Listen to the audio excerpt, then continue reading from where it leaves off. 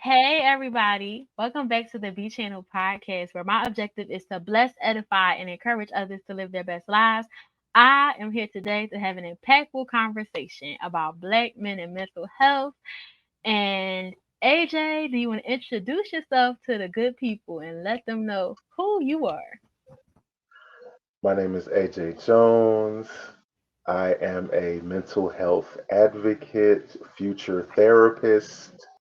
I'm also an author, freelance blogger, freelance musician, freelance journalist, if you will. And I'm also a historian. I'm really big on I'm really big mental health advocate. I myself went to treatment uh, actually a year ago. So I, it is probably one of the biggest game changers. Yeah, it's a game changer. It's life changing. So, what do you think about when I say the phrase black men and mental health? What's the first thing that comes to mind for you? Man, in a lot of black circles, it's in a lot of black male circles, it's not really talked about a whole lot until you are in a situation where you have to make or where you make the choice to uh take care of your mental health and actually have to do it. But it's not really talked about. And then on the other side of it, most people don't even ask guys how they're really doing in general. Guys just work, work, work, work, work. And then if they're having thoughts, you really don't know what guys go through because normally we don't really talk about it. We just don't. And I'm gonna say I'm just gonna say it really hasn't been talked about until maybe the last 8 to 10 years. And during that same time, I got out of the military around that same time. So yeah, Mm. Yeah, I think it's important to ask, everybody how they're doing, but especially men yeah, because it can be easy for y'all to just bottle it up and keep going because y'all have a lot on your shoulders in terms of being like the provider for the family, being a protector, and there's this kind of idea that oh, you don't want to seem weak or seem like you need help, but it's so much strength in being vulnerable enough to say, I need help or I'm not feeling okay. man, I totally agree, and I've lived it. You know what I'm saying? And then and you know what? I was just thinking about this a few days ago. Out of all the black television shows that we watched growing up, Fresh Hmm. Prince of Bel Air, Cosby Show, even dating back to Sanford and Son, nobody ever asked how the Family Matters. Nobody ever asked really how the man figure is doing. Hmm. I was like, dang, but nobody just really and I guess that's just passed down over time throughout generations. You know what I'm saying? You know, before I was just thinking about my grandparents. Sometimes they just worked, and if something was going on, they kept it to themselves, and then they worked, and nobody knew anything was wrong until somebody got sick or was in the hospital. Then that's when. So you know, by that time it's a little bit too late. Right, and that's what you did notice in those shows is that, when there was a moment of crisis, then that character would explode, that character would cry, that character would lash out. But for the most part, they were pretty much to themselves unless something happened, like you said. And it's really interesting because I have been looking at some of those older black shows again, like the one on ones, the sisters, the girlfriends, the half and half, the Parkers, all those types of shows, right? And there's an interesting dynamic that I actually really zeroed in on lately. Like or like in Moesha as well. There was there is such a beautiful thing that happens when the other men, in the show have the opportunity to have this surrogate father kind of step into their lives and like make space for them, like to be themselves, like.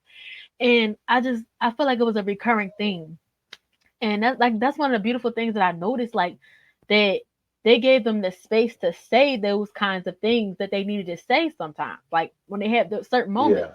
Like if you look at, I love Flex and Arnaz's relationship on one, because when it was Yeah. time for him to go to New York, he was like, "Listen, here's some money until you get on your feet." And he was willing to just show up in that way. And then when his father did not want to take him in necessarily, he went over and had a talk with his father because he was saying, he needs you in this moment. And that was big, for him to show up like that and just kind of take him in, even though he had his moments where, he didn't get him, he still was willing to father him in that space, show up and be that father that he needed, that man. So it was really deep. And then like even with Dorian and Frank and Moesha, I love how he fathered him. And then it turned out that he actually was his father, I think. But it was just Yeah. so many different pivotal moments where like Uncle Phil and And Will, Will. how he fathered him, and like people just stepping in the gap just over and over again in these different stories. And it's like, wow, like it was deep how many instances there were of surrogate fathers in these sitcoms. And I was like, wow, man, like people don't know how important that is to see that, you know? Yeah. And one of my favorite, one of my favorite shows will always be Family Matters because Carl Oh, was in the house with Eddie. yes. That was my And moment. then, and the episode that really got my attention was the good cop bad cop episode where Eddie got roughed up by the police and he told his dad, and his dad felt kind of conflicted because he was like, yo, this is my job, but I'm also a father in this same instance. You know what I'm saying? And I know I could like, and because of my personal experience dealing with the police, I'm like, I can only imagine what how Eddie felt. Like it was so relatable. And then years later, it actually happened to me. I'm like, yo, like I I'm Eddie. Yeah, somebody actually did me the favor, I say, of sending me that clip. And it was just so captivating to watch it, like watch everything play out from the moment where he told him and he was like, "You didn't believe me." And he felt so like alone, he felt misunderstood. And then for the father to step in like he did and step up to those people that he might have been afraid to step up to and say, look, don't profile my son. Look, he's a human being. Look, he doesn't necessarily have to be the person because you feel like he fits the description, right? So Right. there was just, it was so beautiful to witness that how he came to his aid. He was truly his advocate in that moment. And then there was this Yeah. moment of intimacy that they were able to share as a result of that. So I was just like, that thing was deep. Man. I had never personally saw that myself because some of them shows it was like on a cusp when you was just getting here in life. So I'm like it was like 80s, like it was early, like times for me. So I'm like, Yeah. oh, it's like it's coming back for me to be able to like really take it in because I wasn't able to watch it in real time like that. Right. Man, to watch like to watch it in real time, like mind you, so I'm probably on this episode, so this was probably what 90, this like mid 90s, mid to late Mhm. 90s. So I'm probably leaving middle school, getting ready to go to high school, and watching it real time, like I felt myself getting angry back then. And then let's just fast forward to 2009 when I had my situation with the police. Mhm. Like those exact same emotions and feelings were right there. And I was like, and I remember the day after everything, and I actually had, my first moment when my emotions wasn't just super high, and I was like, that was the first thought that came to my mind that episode, Mhm. and it was, man, like that was something else. Mm. It's like to watch that and then to go through it personally in real time, man. to You can't duplicate that. Like you can't. Right. It almost takes it up a notch, to be honest. Right. So I'll have to ask you, what do you think that people get wrong when it comes to the conversation about black men and mental health? Um, one thing that and I remember right. Here's what's crazy. So even after my incident, I knew something was off when I first got comfortable talking about it. Mhm. When soon as you start mentioning mental health, people automatically assume that you are crazy. That assumption just comes off rip. And that's part of the reason why a lot of guys they just don't say anything because they Mhm. don't want that crazy stigma attached to them. And Mhm. then plus the people that don't look like us, they just assume all of us are that way anyway. And Mhm. so it's almost like it's pretty much a double-edged sword. It's a catch 22. It's a slippery slope. It's all of those things in one. And so most guys will just choose to just chalk it up and not say nothing and just suffer in Mhm. silence, which that's a that's a I would advise against that. You know, that's just me personally. Suffering in silence is a Right. no go. Right, because when you hide something, you can't heal it. You know, what's hidden is like it's a secret and there's shame attached to that. So when you're willing to open up and share about it, it brings it into the light and then you can feel like you're supported, you know, more so Yeah, than like but it's hard like you said because you have this stigma that's been attached to it for so long. And it's even crazier to tie back in that cop piece because there needs to be a distinction when people come out to see about people. Like when they're calling the cops, people are calling the cops and people are having like mental disturbances and it's getting them killed. And I just think that it's so important that there is some type of coalition or some type of a team, a task force put in place where it's social workers, it's mental health professionals, people without guns, people who have the knowledge and the wisdom and that insight so they can say, oh, this is what's going on with that person. They don't need to be taken down. They don't need to be right, right. assassinated because they're having a mental health issue. They need support. So that's one And of the things that really hurts me. I'm so glad you brought that up. So two cities in Texas, and I'm not talking small cities. I believe Austin, Texas is one city, and I want to say one a couple. No, Austin, Texas, and I want to say I want to say Austin and San Antonio. So Mhm. over the last 2 to 3 years, they have a whole unit of like social workers, psychologists, psychiatrists. They have these small teams. So if somebody's having one of those episodes, if they say, "Hey, I think this guy has, a mental thing going on. Can you please somebody?" This is now the cop is there basically as an observer. And when I found out that's when they were doing it, I was like, "Yo, they should have been doing this a long time ago." Mhm. Because one, it cuts down on unnecessary, you know, what do you call it?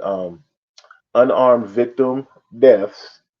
It cuts down on that, and then it also gives more trust in the department because they know everybody just ain't pulling out guns and just shooting at people, in the middle of their process.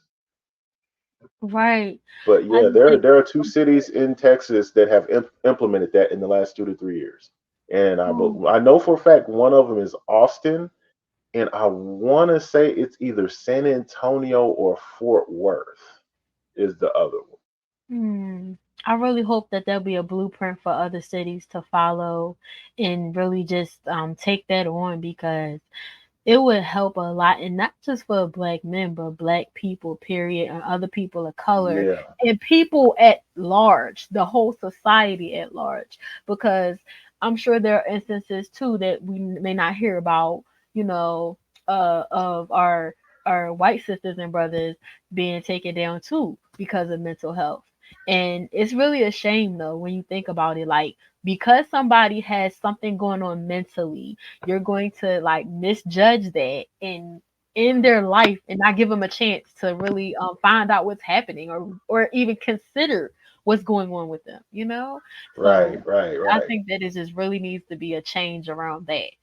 And because it's been sad, because I was talking to somebody else on another podcast and she was talking about that with this autistic person that had got killed because of that. They called the cops and tried to get him some help. Yeah, and it was what happened within the last couple of weeks.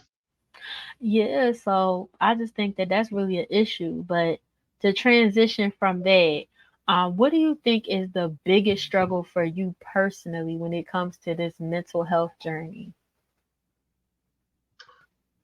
Whew.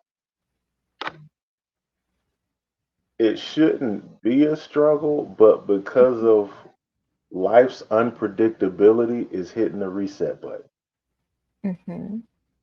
Sometimes when those unpredictable curveballs come, you have to reset.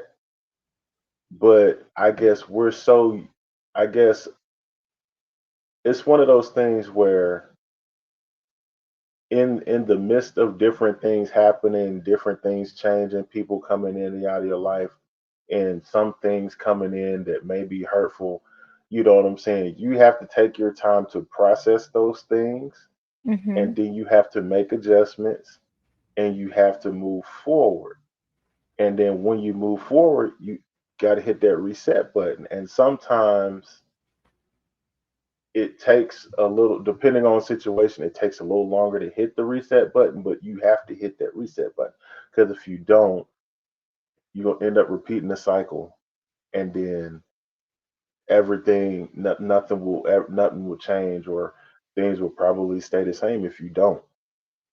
That's the thing. That's the, I, that's probably the, to have, like, to hit that reset button and then this happened and then you're like, dang, I gotta reset again. But you have to, you know what I'm saying? And that's the thing.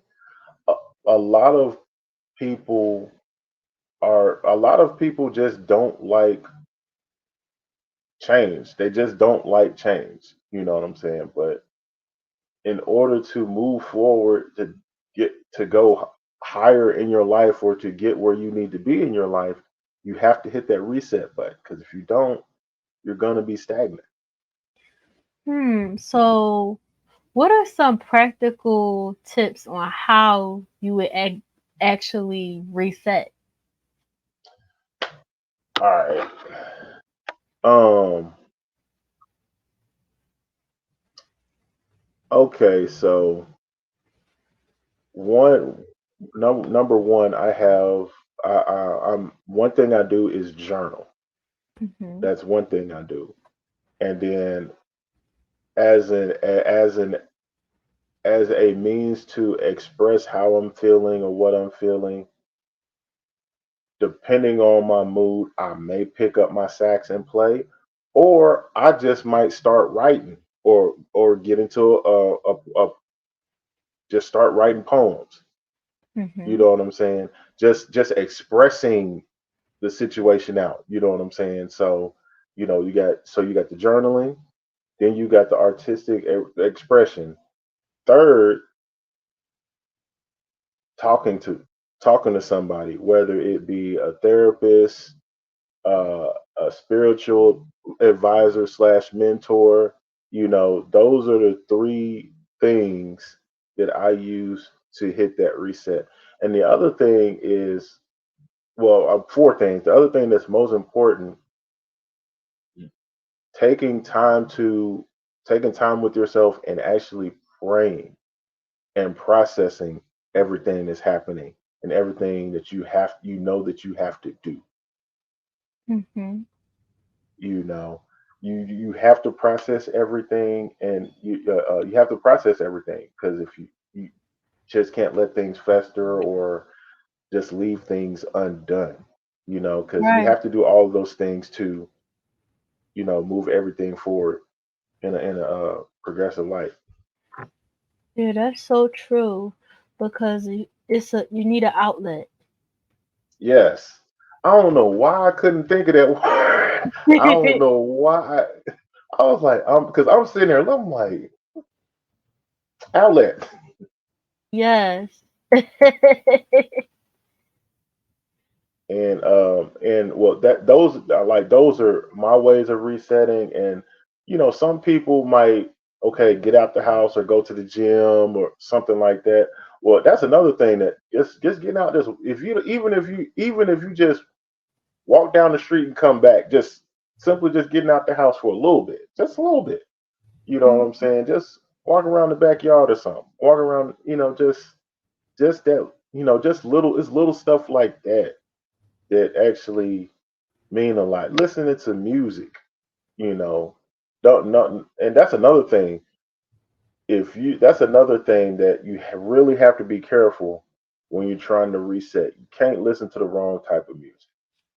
I'm Okay. always listening to relaxing, positive, inspirational, just stuff like that. You can't be you, you can't be trying to reset and you listening to No Limit, you know, Right. blank them other dudes, Right. no, that's a recipe for disaster. Right. But Yeah, man, man. I was just like, and I just thought about when I was in college, like, you know, I just remember just I remember just even one of my freshman year, this dude that stayed across the hall from me, his girl broke up with him, and he was just listening to he just Tupac, Me Against the World. I'm like, dang dude, she wasn't trying to kill you, man. I understand that you hurt. Listen to something else. Like, Right. it's like that. And that's another. Yeah, we can get into that earlier, because um, yeah, music therapy. We can get Yes. into that later. So I have to ask because I said this was about black men and mental health. How can women, as a whole, and black women be more supportive? Man, Okay, let me give you some context before I jump into it. Okay, there's this show called Tonight's Conversation or something like that.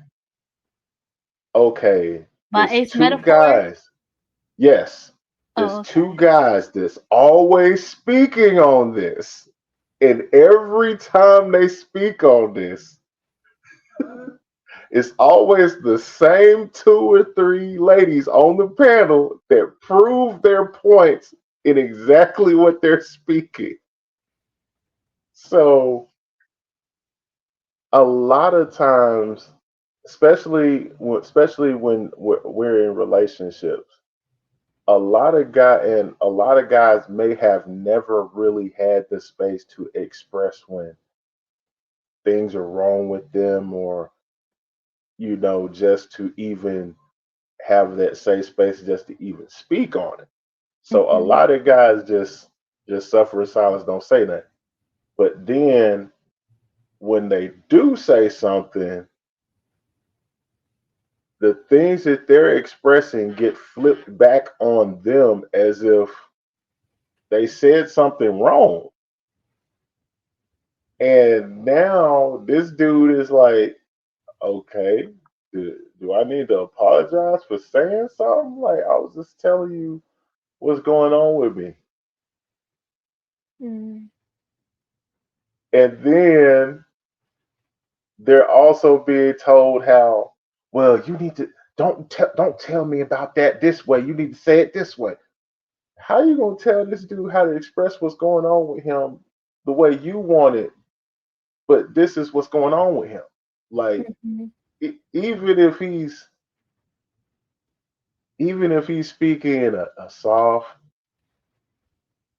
uh, what's the word I want to use? A soft, non-threatening tone, low voice, no inflection in the voice, voicing his thoughts. What are you trying to say? Just let there needs to be a freedom just to just get it out. You know what I'm saying? And a lot of times guys don't even know how to get, I mean, they might be talking fast. I mean, just sit there. I mean, just let them speak and just listen. Don't necessarily respond.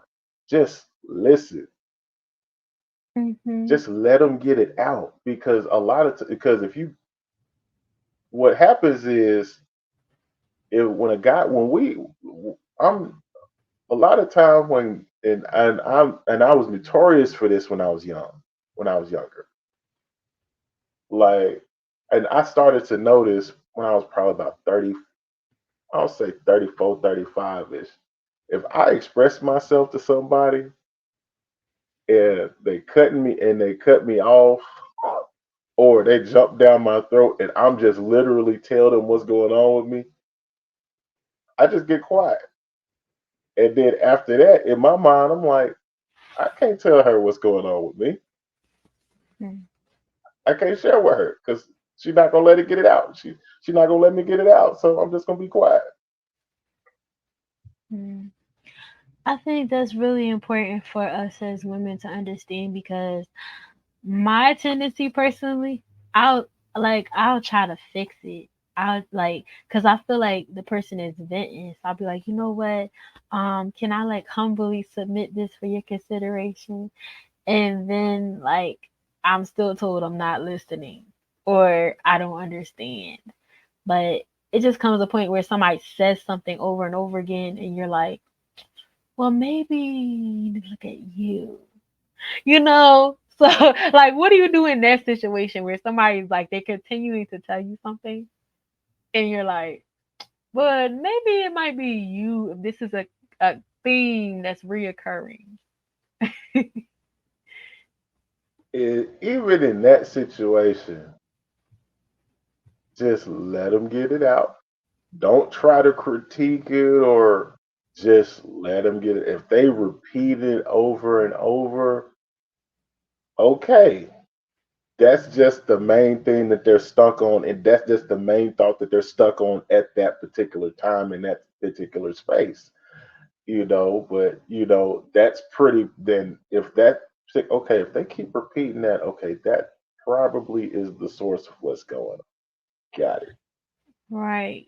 It's just like in different situations though. It's like at Yeah. different seasons, like this is your refrain. So I'm like, well, maybe it's something that you need to look at within. And like, cause then if I say something, it's like I'm coming at you and I'm not listening and understanding. I'm like, sir, you literally said this same thing like 20 times in 10 different ways. So it's like, what am I supposed to do with that? Just keep on not saying anything? That's what I'm trying to figure out. Here's the thing. Like in the moment, don't say anything. Right. Give it a couple of days, and then, hey, I want to talk to you about something. Remember when you was talking to me about this, and this? Hmm. Yeah, let's talk about this because you kept hitting on this particular point, and then you go in. Right. I think that's my tendency. I try to be the therapist. I'm like, so now, like in this moment, I'm like, okay, now you could be my therapist. Man, Just had to and borrow so your therapist hat for a moment, just to let you put that therapist hat on for a moment, because I'm like, am I crazy? Because I want to like offer advice and like and try to you help. and you want to and you want to know what's crazy? Like even as a little kid, you know what I'm saying? You know, you be at gym class, y'all be out playing, and then somebody just come up to you, start talking to you, like, dang, that's what you're going through at home? I'm like, golly. And then so 43-year-old me is like, and I actually have a cousin that's a therapist down in Jackson, Mississippi, and we were just basically, just bouncing, I'm just basically bouncing information off of her, you know what I'm saying, getting her input on stuff. She's like, cuz I'm tell you, sometimes I just don't be there. And I tell my clients, hey, today Ain't today. I'm not here today. I'm here, but I'm not here today. I gotta get some stuff together. Right. Right. And and I remember when I was in treatment, um, I went to treatment for my PTSD and found out a lot of stuff. Found out I had major depressive disorder, PTSD, and general high functioning anxiety. Mhm. I found out I had all of that. Mhm. That are they basically are as a result of the PTSD of the Mhm. event that happened. But Mhm. I had this therapist named Kathy, and Mhm. one of the first things I'll never forget. This was like my first group session with her, and she came out and said, she was like, "If your therapist doesn't have a therapist, find another therapist." Wow. I love that. I've heard that before. Like they gotta have somebody to unload on too, all the stuff they're taking on Yeah. board. Oh yeah. She said, if your therapist don't have a therapist, get another therapist. Yeah, like who And they're supposed to process with. right. Oh, and then so I have a friend. At one point we were talking in a relationship since this was probably like, ooh, this is probably like 2010, 2011, 20 somewhere between 2010 and 2012. Mhm. Now she's a therapist. Now we actually started talking after her divorce, and then uh her ex-husband ended up passing away, Oh my goodness. and then the husband that she had, so we stopped talking for like maybe a couple years, and we reconnected, started communicating, but she was married when we started recommunicating. Next thing you know, she ended up divorcing that guy. And I remember plain as day, I'm like, hey, um, and I can't remember some. Oh, I call, she called me and I didn't respond back in a reasonable amount of time. She just went off on me, and I'm like, you still grieving over your ex-husband passing. Like, you Right. need to go get some help. Now, she's a therapist. You know what Right. she tells me? But I'm a therapist. I know I know what I'm doing. I'm good. No, you're not. And literally, I can tell you two, and 20 this is 2015, 2016. I literally cut her off and haven't talked to her since. Now, yeah. no, let me rephrase that. We've texted, but Right. actual phone calls Right. haven't happened since. Yeah, I think that it's important that people take the time. Like, cause a lot of times when somebody passes, they'll go right to the next person because it's too much to be alone. And some people don't like to be alone. They naturally need to be in a relationship. So then like the next thing is like, oh, let me just get with this person. And then because they haven't dealt with the grief, they're taking that into the next relationship and that affects how Yeah, they operate within that relationship. And then it's just a cycle until they address it because you can't look at the fruit, you have to look at the root. right. Absolutely right.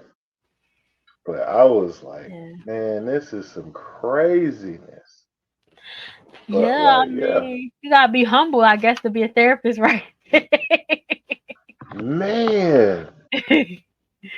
Like, and I kind of shared that story with that particular therapist, Miss Kathy.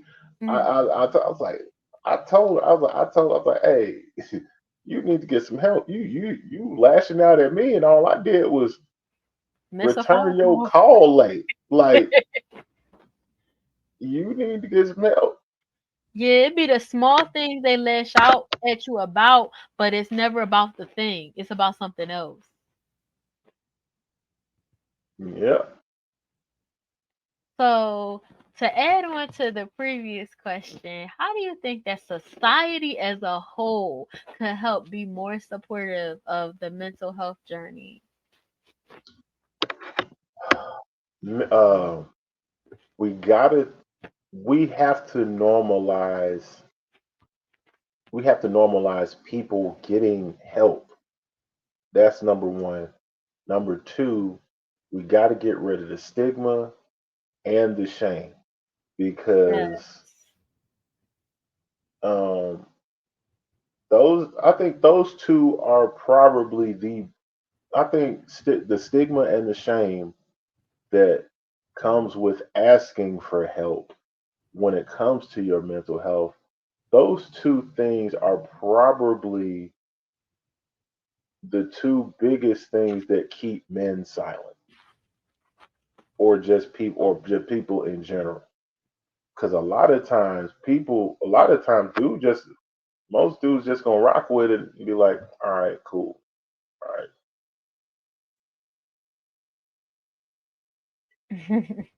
They're just gonna keep rocking with it, and That's and really then I think something. the other thing is, I think society as a whole needs to be better educated on mental health because, okay, so my parents are in their early to mid 60s.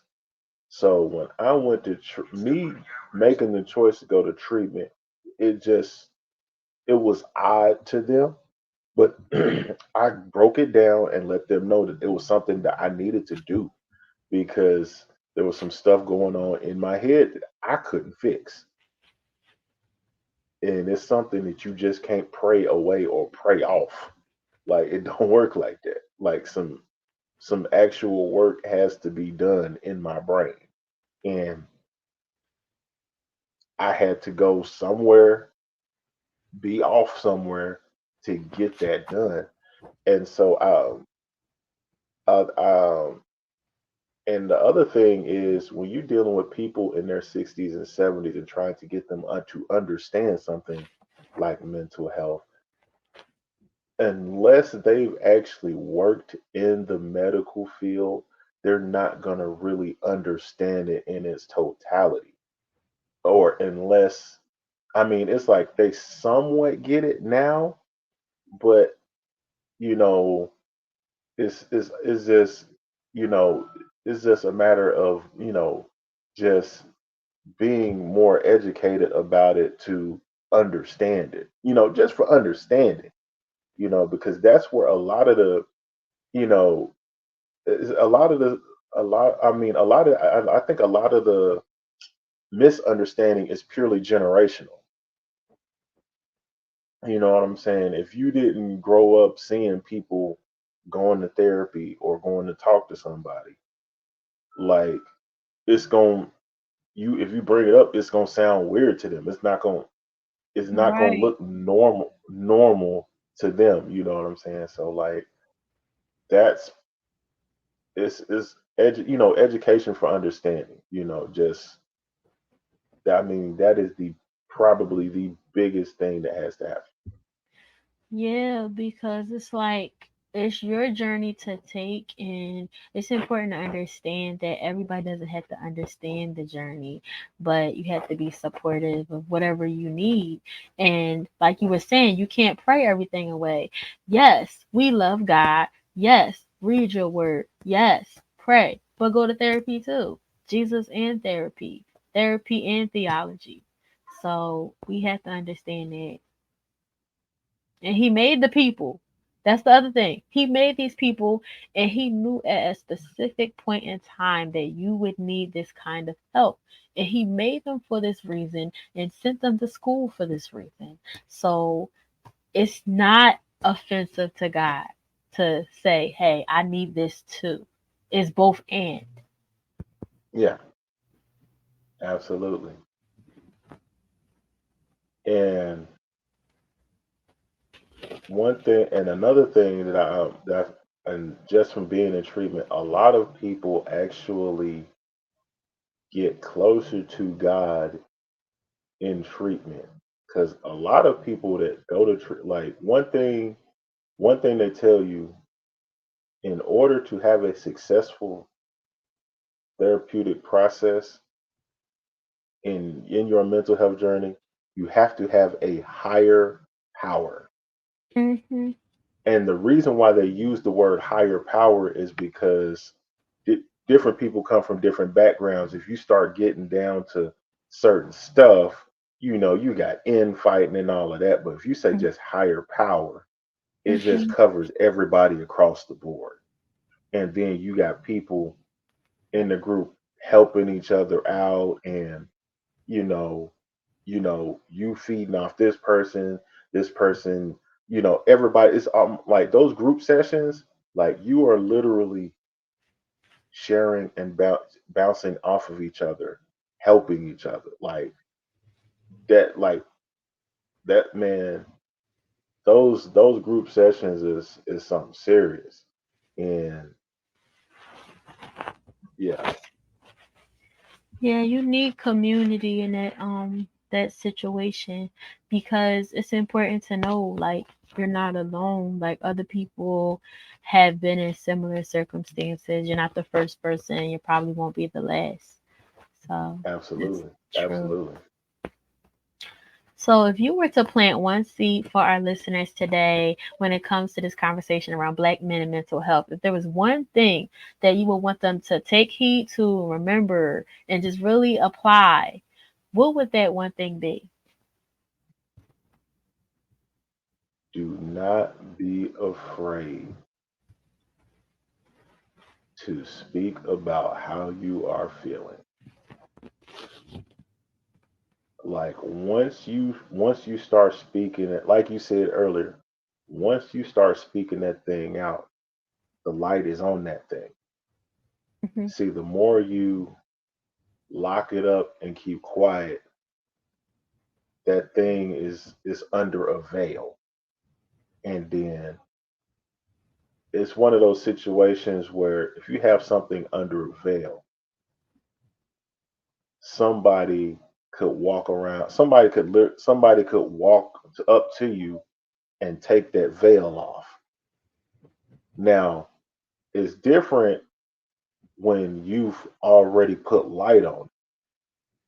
But if you're keeping this veil on, you can be exposed unintentionally. And I think that's part of, like, it's almost like, in church sometimes you hear people say get naked for God. You know what I'm saying? God knows everything. God created you, so he knows everything about you.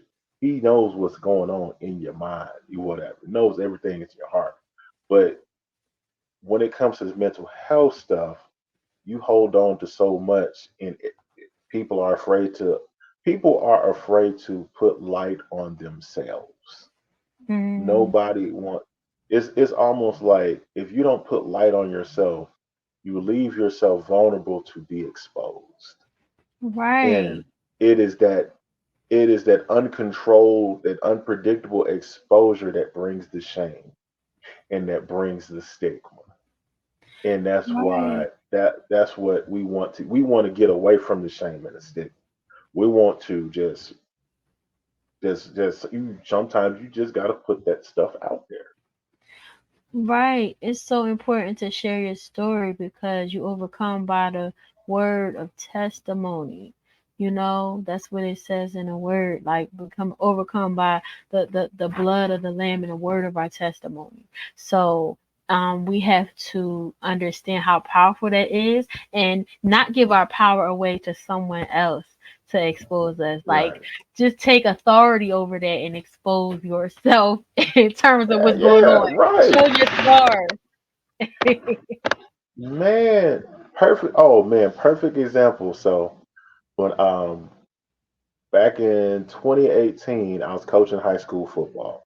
Mhm. Right before the season started, well, I would say spring semester of the last school at the end of the school year, I got diagnosed with Crohn's disease, like, I would say the week before spring break, or was the week after. It was the week after spring break. Something was going on with me. I went to the ER and I was diagnosed with Crohn's disease.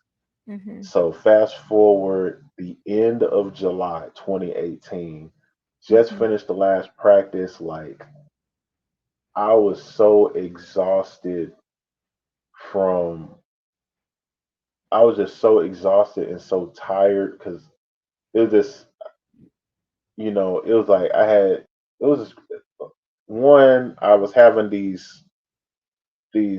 I was having these sharp pains in my stomach all the time. I Mhm. felt bloated, Mhm. and I physically felt bloated. Like, Mhm. this wasn't no air. Like, I physically felt bloated, and I'm like, why am I feeling bloated? And the crazy part about it, I'm on the scale, like, I'm losing weight, but like, where the heck is it going? But I feel so bloated. Mm. So I go to sleep one night, and I'm tossing and turning for hours and hours and hours before I get to sleep or whatever. So this one day, like, the pain was so bad, it was bringing tears to my eyes. So I hit my roommate up. I'm like, hey man, I need you to take me Mm. to the ER.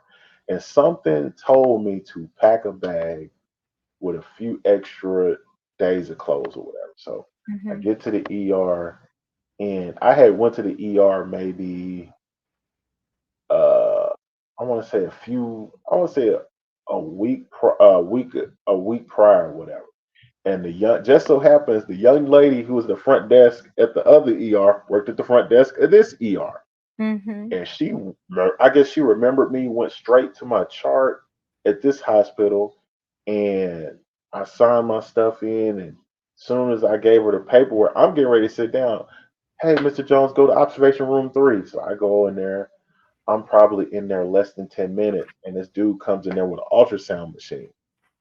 And so Mm. he do an ultrasound on my stomach. He goes, whoa. And I'm like, what's that? This dude does this right here. He The little hand thing, he puts it on the side of the machine, takes his gloves off.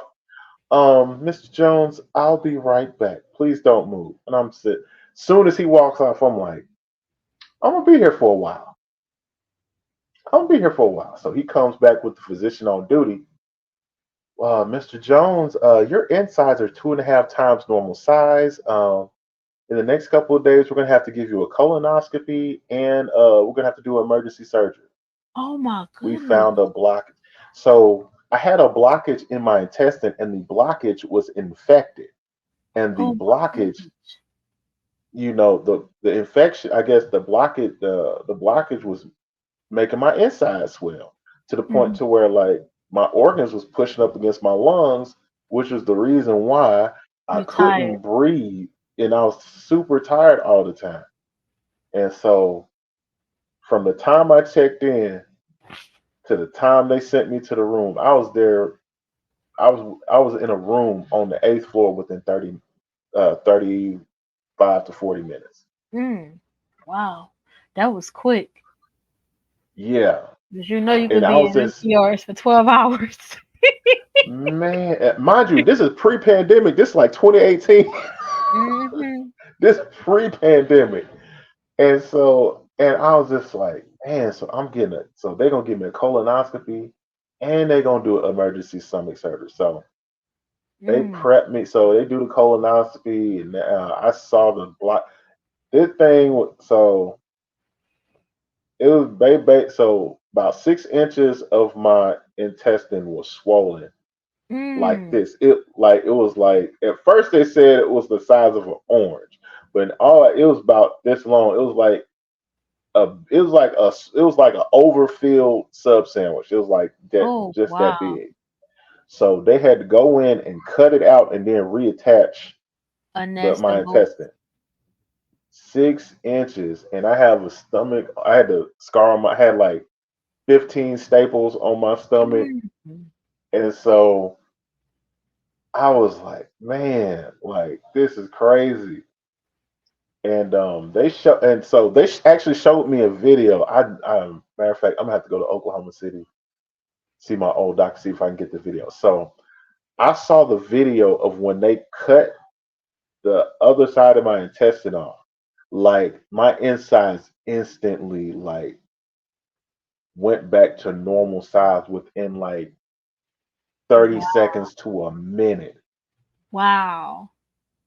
Now, that don't tell you that there is a God. I don't know what the. Man, That to is deep. actually see it on video, Woo.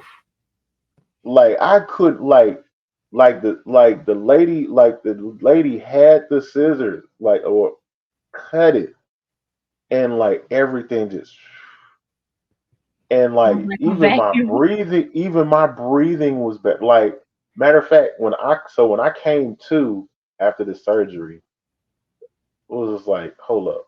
My surgery was like 11. When I woke up, it was probably like around 4:30, 5 o'clock in the evening. One of the first things I noticed was it would hurt for me to do that. Mm. That's just how much pain I was in. But oh man, like I was off for like 2 weeks. Normally as a football coach, you got to do 2 a day practices and all of that. So I literally came like 2 days before school started. This is when I actually came back. It's like, yo, Coach Jones, where you been? I was like, yeah, Oh. I had surgery. It's like, oh, okay. And so um you so these players is acting up. I'm like, oh, so yeah, it was some players acting up on the field. I'm like, oh, so y'all acting up? Y'all want to see some? Mhm. I was like, don't make me. So I was like, don't get me started. And then one of the players that had been coaching that had been coaching for, was like, hey man, please don't let Coach Jones get like, hey, just do whatever he says you do. And so some dudes got to acting up, and I just lifted my shirt and showed my staples. Like, oh, why'd you do that? And Hey. I was just like, I literally was just showing my scar. Just like, hey, you don't want this. Like, Right. I'll just flash him a scar. Let people know. And I'll never forget. I remember I was heading home. I remember just walking through the locker room on my way out. Hey, what happened to him?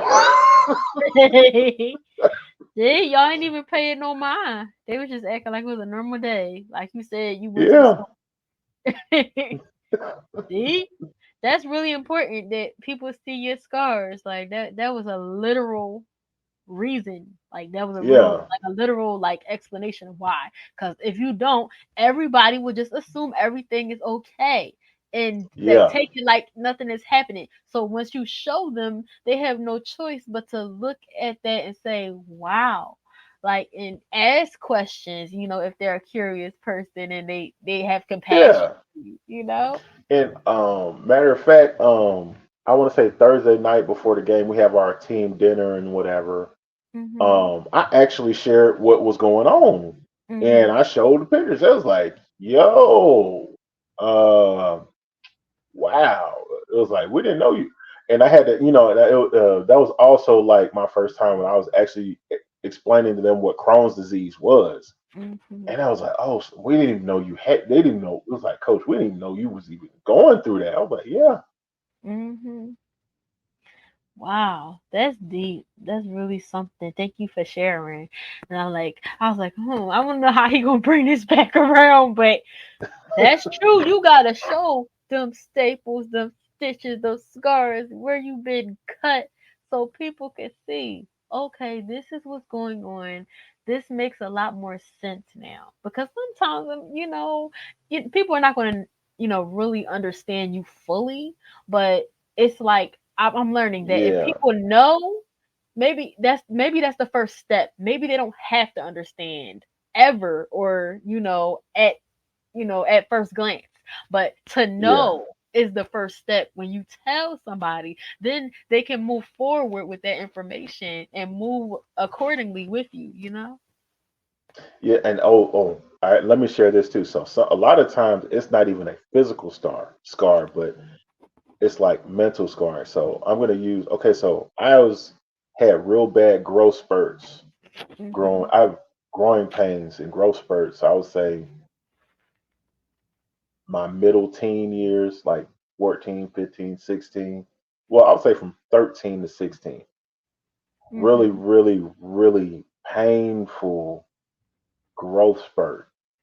And Mhm. so when the biggest one happened, I grew 3 inches and gained 90 pounds in a 3 week period. What? Yes. I went from 6 foot to 6'3". I was in eighth grade. I went from 6 foot to 6'3" in three Mm. weeks. And What? 90 pounds came with that.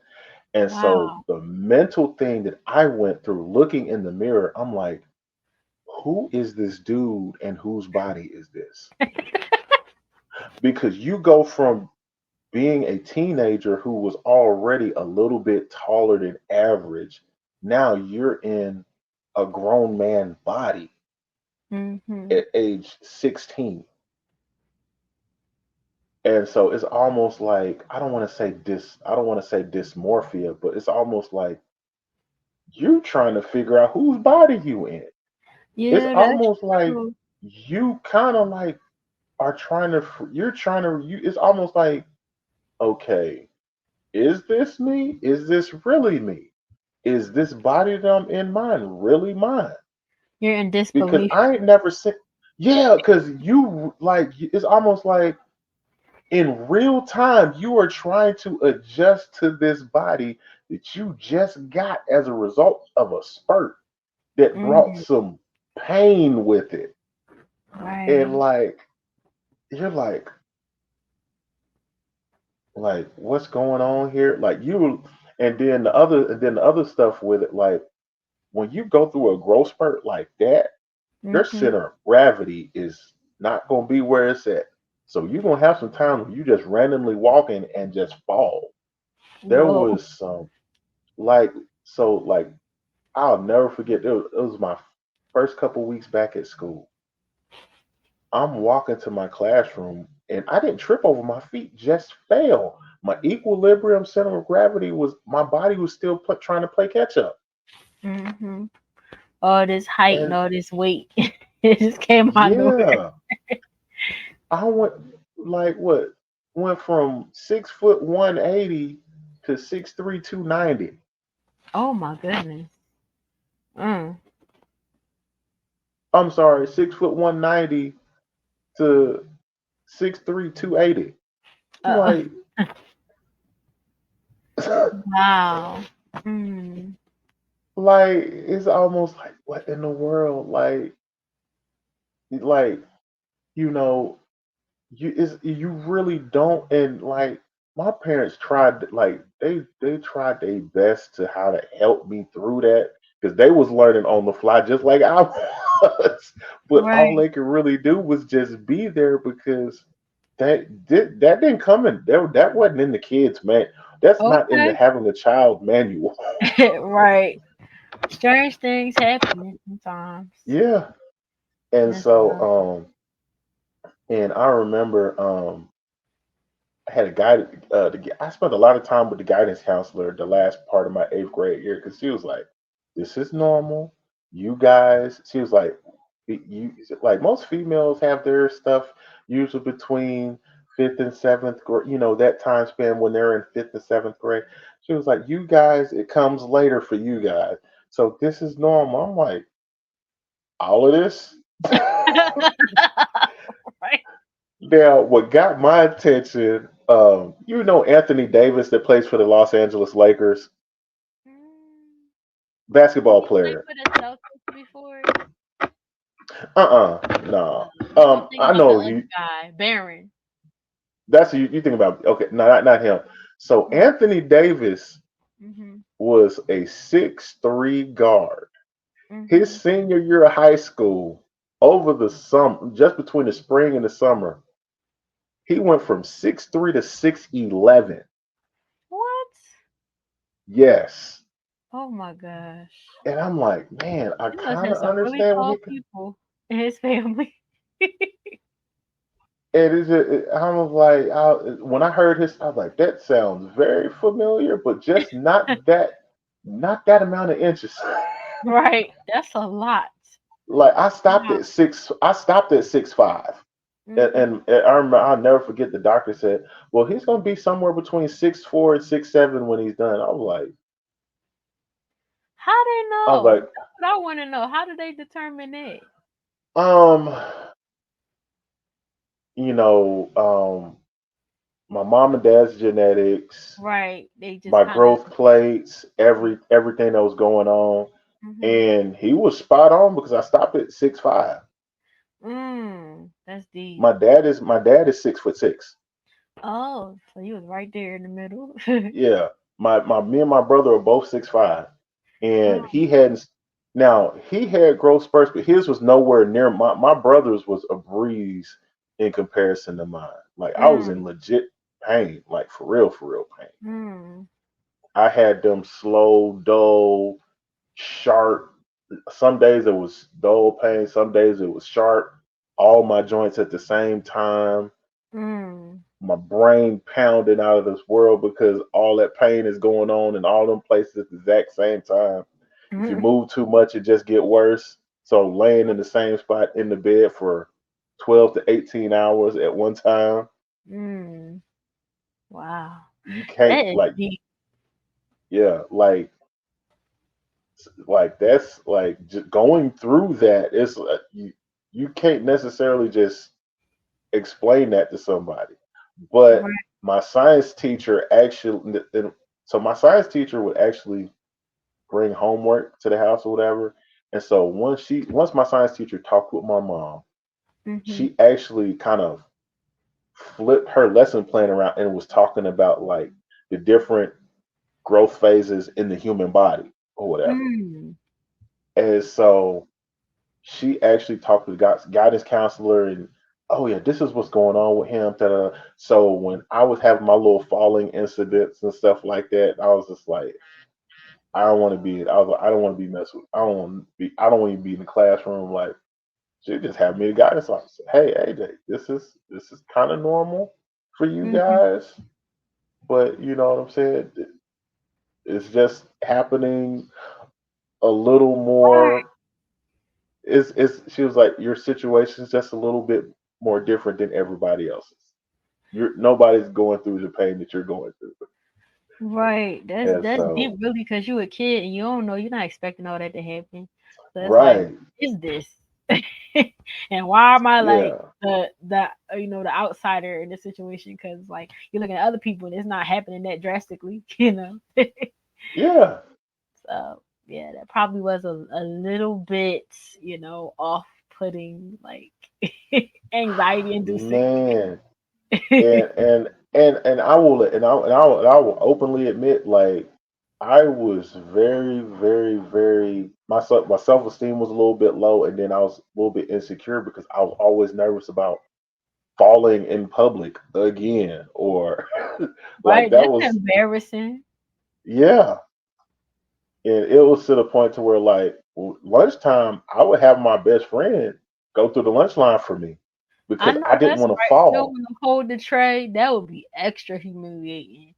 You try to Yeah. get the lunch and that extra weight, it might not seem like a lot, but you tired of over there. Right. Child. Mm-mm. No. But so to wrap this up, do you have any projects that you're working on currently? I am actually halfway finished. Actually halfway finished with my mental health book. It's called Mhm. Defeating Thanos: The Mhm. Trials and Triumphs of a Mental Health Journey. And I just started working on my own story. It's called Tall Kid in a Southern Corner. And my poetry book, the Black Book, is already done. I'm just looking for a publisher right now. Said So tall yeah, kid in a southern corner. Tall Kid in a Southern Corner. Oh my good. Matter of Okay. fact, I could have. Oh my goodness, I didn't send you a picture of the cover. I did not. Oh, Okay. let me, hold up. Yeah.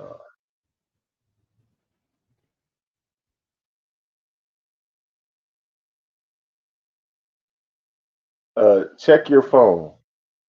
Okay. I will do that.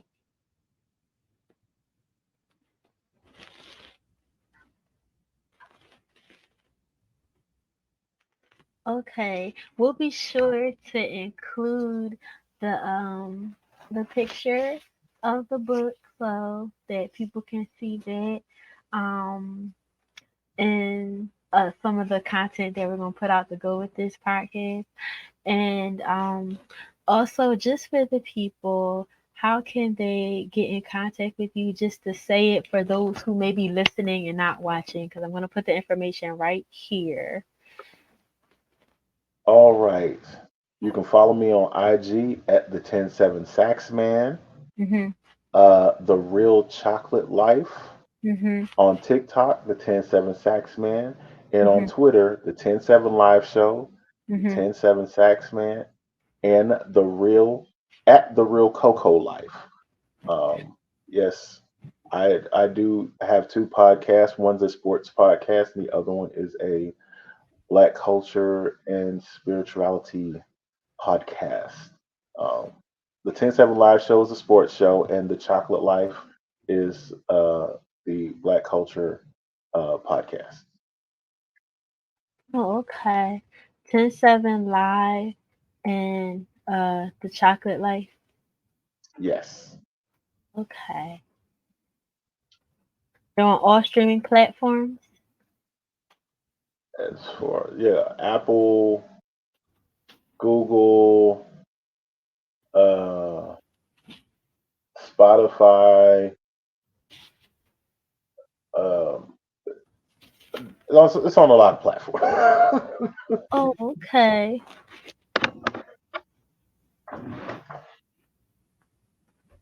Okay, I appreciate that. So everybody knows where to find him. All his information will be in the comments below or in the description below.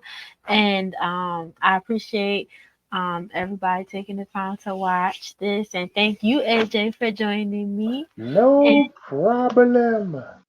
and I just hope that y'all are blessed by this episode as much as we had fun making it. And make sure y'all like and y'all subscribe, y'all comment, leave a review, a rating. And if you want to find more content like this, please follow me at B Channel 27 on all She platforms. makes great content. We have Oh, great conversations. oh, I appreciate that. Thank you so much again for tuning in, and peace and blessings. Until next time, y'all.